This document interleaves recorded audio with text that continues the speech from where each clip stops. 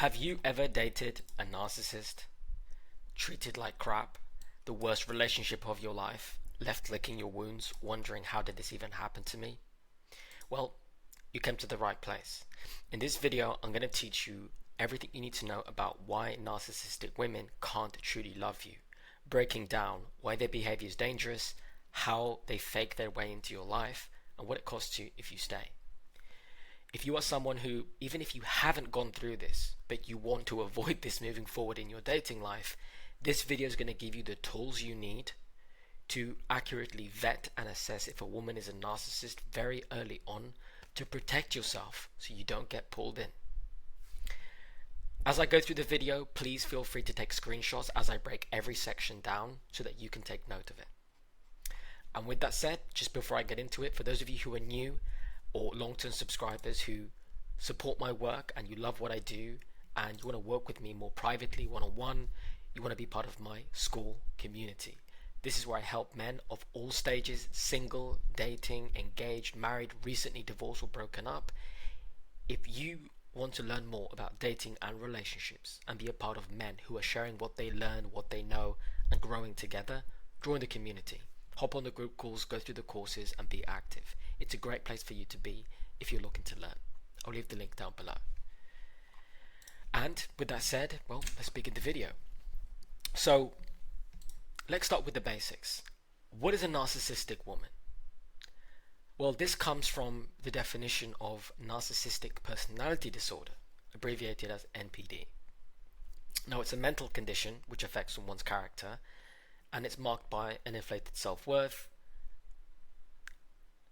lack of empathy, craving for admiration and power, hypersensitivity towards criticism.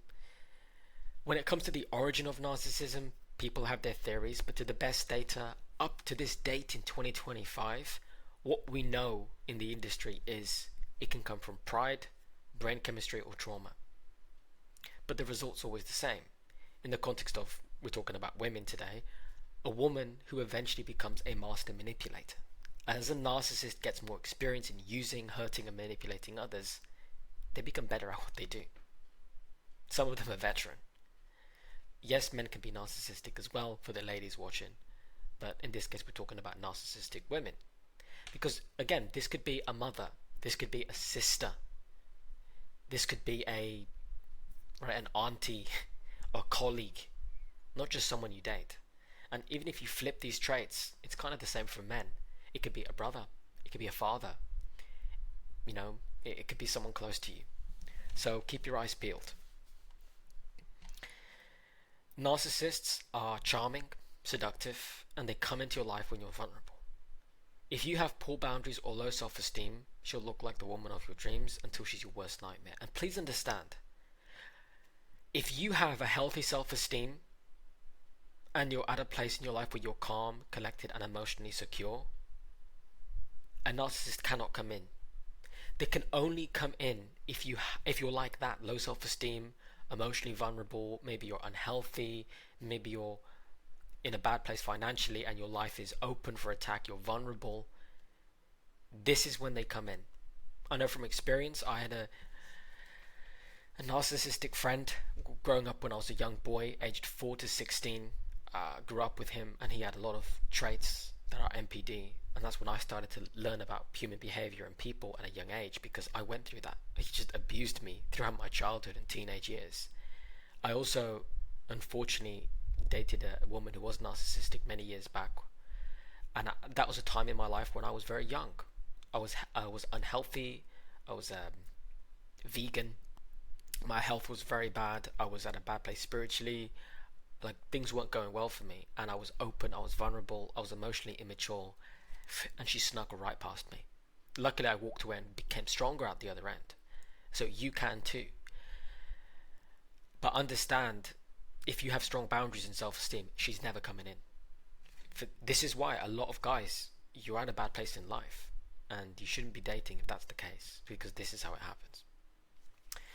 So now that you have an intro to what a narcissistic woman is and how they come in, let's look at the traits they have. What traits does a narcissist have that makes them block real love? So, these are the reasons you can't love. Because narcissists have these traits that are listed here, so take screenshots. Grandiose sense of self-importance. You'll notice patterns. Prideful, they look down on others, they talk badly about others, they believe in perfectionism, they're sensitive towards criticism. See, one of our human needs is growth. And you need to be a humble person with an open mind to look at your flaws, see where you're going wrong in life. The smartest people I know are always growing, are always learning. They're open to criticism. It's the pride for people who aren't. And a narcissist, because they have this inflated ego, this is how they are. The next trait you'll notice is a need for external validation and admiration. Because the double-edged sword is a narcissist, they may present themselves as this happy, complete person, but it's all ego, it's all a mirage, it's smoke, it's not real. They actually have low self-esteem, hence why they need to be the center of attention. They're always obsessed with social media, they're obsessed with power, they're obsessed with fame. They're deeply insecure, childlike people. The next trait you'll notice is a sense of entitlement. You'll notice patterns where they've either used you or others, because you see it, using others or you for their own benefit. And in the context of a relationship, friendship, they never give back. Everything's one-sided, they don't reciprocate, they twist and turn. And if they ever give anything, there's always strings attached. It's not genuine. They're take. The next trait they have is they lack empathy. Well, a narcissist is going to find pleasure in the suffering of others who manipulates and betrays. And this is where a lot of people confuse narcissism with emotional immaturity. See, most people can be emotionally immature or lack emotional intelligence due to your upbringing, things like that, right? We all have to learn to be more mature. But the difference is, someone who's emotionally immature, if they make a mistake in a relationship, they say something they don't mean, they hurt someone, it's by accident. They feel bad. They show guilt, remorse. They give genuine apology. They feel really bad. Versus a narcissist, because they lack empathy, they actually enjoy when someone, especially someone they're dating or close to them, is hurt, is in pain. They get their reputation ruined. They enjoy others' pain and suffering. That's the difference. Because a lot of people ask themselves, right, am I a narcissist? Well, you can't be. Because a narcissist wouldn't have enough introspection to even ask themselves that, because they lack the ability to put themselves in other people's shoes, because they don't care how they make other people feel. They only care about themselves. The fact that you're able to sit there and go, am I a narcissist? I feel really bad for my mistakes, is evidence that you're not. You may have had emotional immaturity and you've developed and grown as a person, man or woman, but you're not a narcissist. Narcissists lack empathy. It's a personality trait of theirs. This is why it's so easy for them to manipulate and cheat and lie and steal and hurt others, because they don't see you as a person. They see you as something to extract. They've dehumanized you.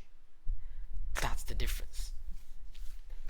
The next trait you'll notice is they're envious.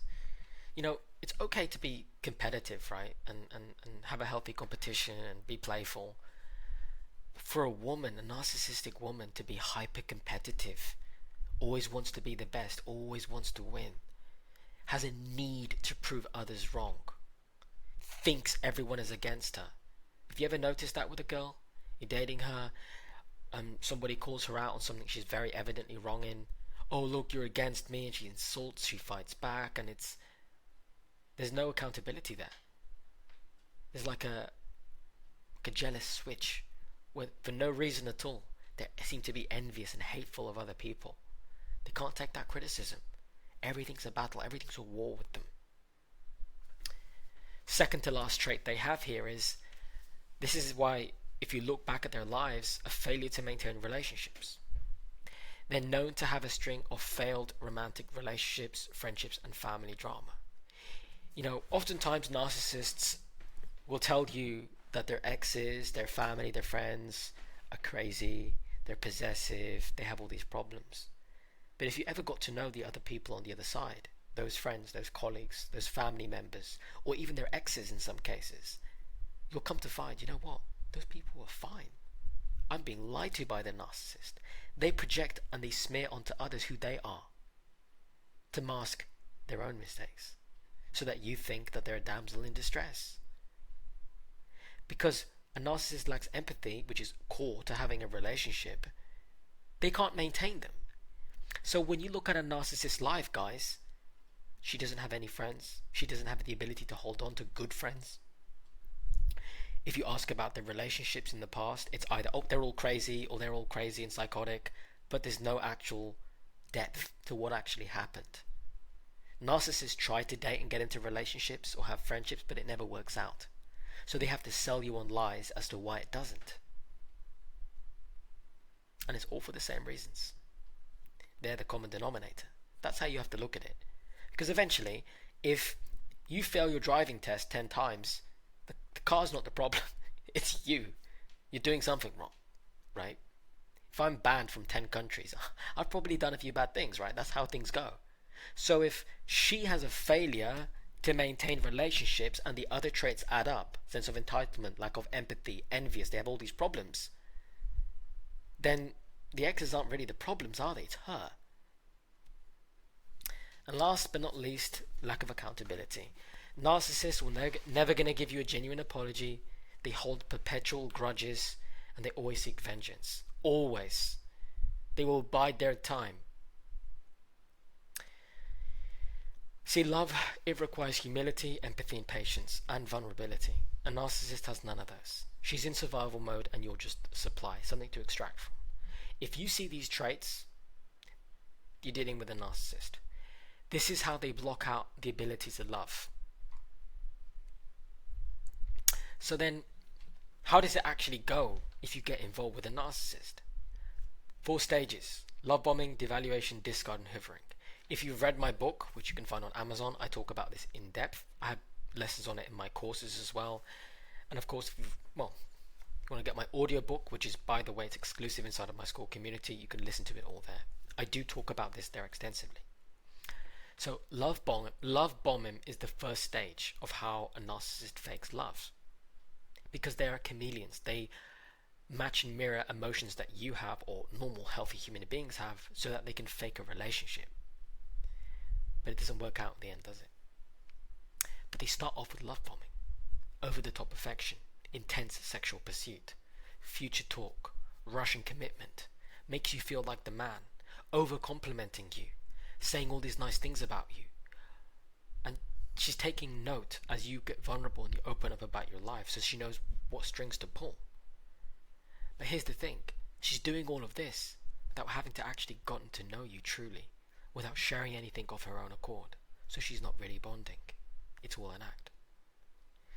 Once you pulled in and you think you've got this amazing woman, the next process is devaluation.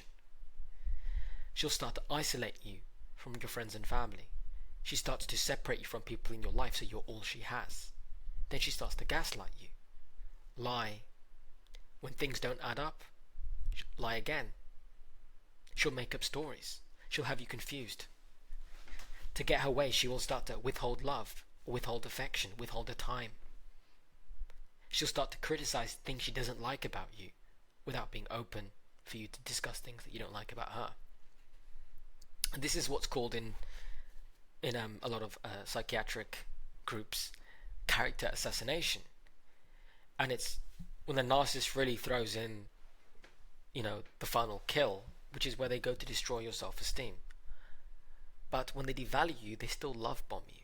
So what she'll do is she'll treat you like absolute crap, and then pulls right back and, but I really love you, but you're amazing, you're the man of my dreams.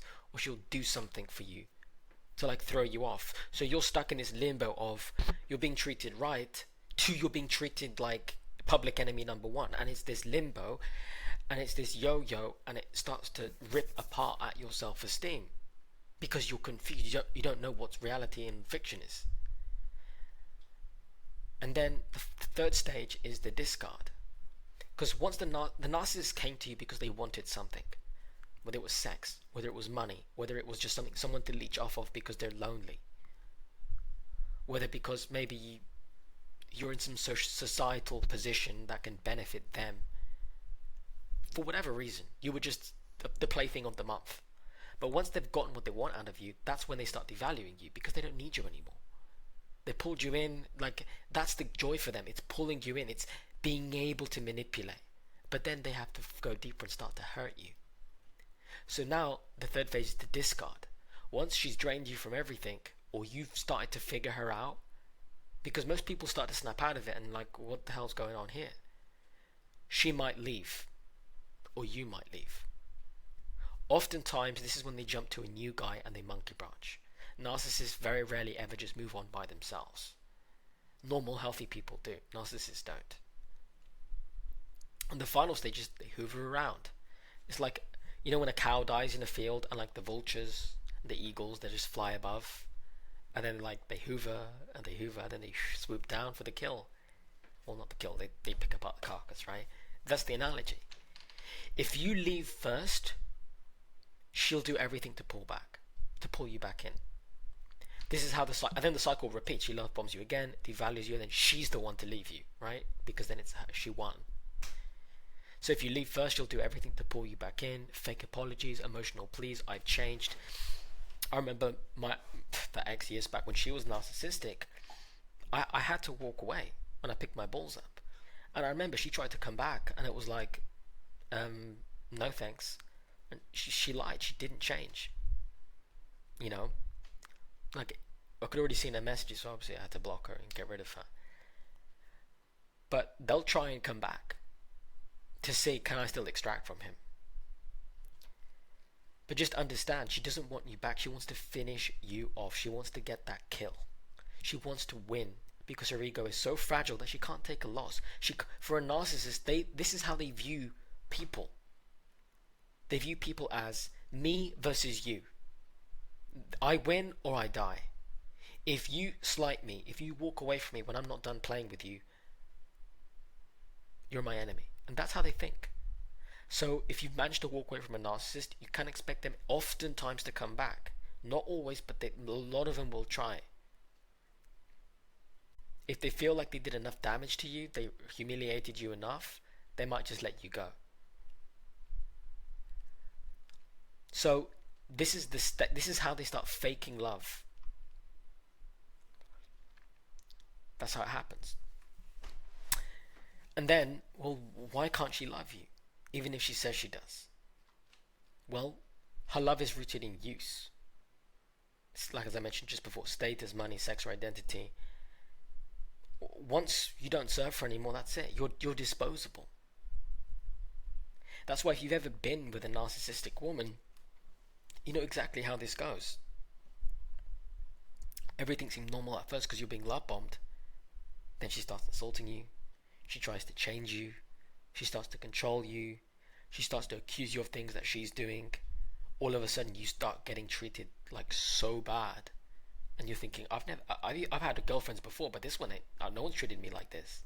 That's kind of how you start to feel. But remember, narcissists can't bond. They can only extract. That's what they're built for. She doesn't love you. She loves the version of herself that feels powerful when she's with you. Because the narcissist is incapable of love, all they look at is how you make them feel. Maybe you were giving her admiration at the beginning. You were like suckering up to her. You were submitting to her. You were giving her money. You were giving her something that benefited her. And once she didn't have a need for that anymore, or you're clocking onto what she's like, she's out.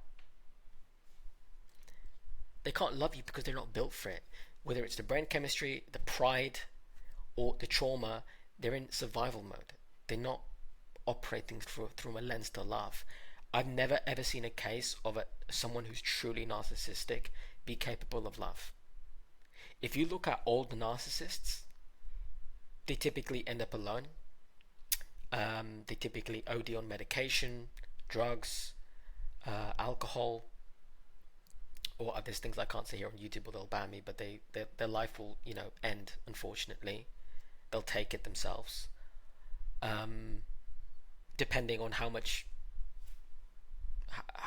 they crave the admiration, they'll make it a more public display. They'll involve more people. Some might go quietly if they've burnt enough bridges, because the narcissist has to keep moving on. Because as they go through life, they hurt so many people. Enough people know what they're like, and But the sad thing for the narcissist is you reap what you sow, right? Because they've hurt so many people. On the flip side of that is they end up alone ultimately. Because they treat people so badly and they hurt people, it catches up to them. They're unable to ever really maintain a lasting bond. That's their curse. And it affects them deeply so much because we're made, man and a woman, to be together in love and friendship harmony. Because they don't have that, obviously, again, remember, a narcissistic woman, it could be towards her family, her friends, right? Because they end up ruining all of their human connections, they end up alone. I need you guys to understand that. So, in conclusion, how do you escape? How do you heal? The answer is really simple. There's no magic trick. It's just raw principle. Cut all contact with a narcissist and offer no second chances. If it's a family member, a friend, a lover, it doesn't matter. You block her, you delete her, you change your address, your restraining order, you get what you can, you get that person away from you. Block her on everything. Let trusted people you know close to you tell you what this person is like, tell you what they've done to you. If you need to get psychiatric help, I know a lot of people coming out of a narcissistic relationship, they go to a therapist or they go to a relationship coach. That's why I'm here. Go and seek help of people who have experience in dealing with them, in helping others overcome this. Don't fight fire with fire. Don't seek vengeance. Don't try and win. Leave. Because if you keep that door open where they know you're still angry and you want vengeance, they see that as a game that they want to win, and then they're never going to let you go.